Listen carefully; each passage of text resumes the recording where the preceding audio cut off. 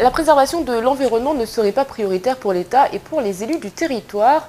La biodiversité de Mayotte est en danger selon l'Union internationale pour la conservation de la nature qui révèle que près d'une espèce sur deux de la flore locale est menacée. Reportage de Shakila Youssouf et Fred Souleymana.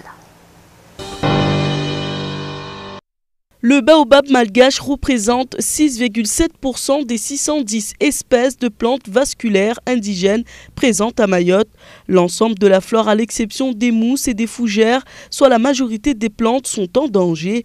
Ainsi, le palmier rufia, qui a perdu plus de la moitié de ses populations suite à la destruction et l'assèchement des milieux humides, est l'une des espèces les plus vulnérables. Il n'y a pas de moyens, mais il y a de la volonté. Les gens sont là pour travailler ensemble. On a des fédérations comme Mayotte Nature Environnement, qui réunit plusieurs associations qui sont là pour travailler main dans la main, à mettre en place des projets, à faire bouger les choses. C'est vrai qu'aujourd'hui, on constate quand même un danger sur l'île. Par exemple, au niveau de la déforestation, on sait que dans 30 ans, à ce rythme de déforestation, il n'y aura plus de forêt à Mayotte.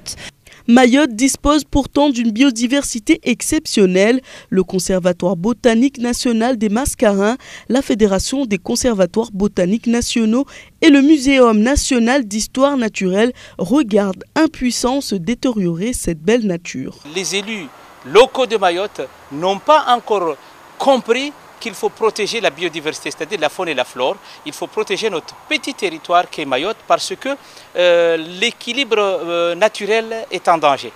Prenons l'exemple très simple, par rapport aux oiseaux ou aux animaux. L'aigle d'Éléonore a disparu à Mayotte lors du cyclone Kamissi. Les plantes qui ont disparu peuvent représenter des plantes médicinales. Au jour d'aujourd'hui, Mayotte a besoin de développer justement sa sécurité. La sécurité n'est pas seulement la sécurité des hommes, il y a aussi la sécurité alimentaire, il y a la sécurité sanitaire. Le manque de moyens est mis en avant. Il existe 36 espèces endémiques au territoire. Les mesures de protection existantes ne sont pas respectées. L'UICN dénonce tous les mouvements humains qui détériorent l'écosystème de l'île au Lagon et de sa végétation laissée à l'abandon. Il rappelle qu'il existe plus d'une trentaine d'espèces endémiques à Mayotte.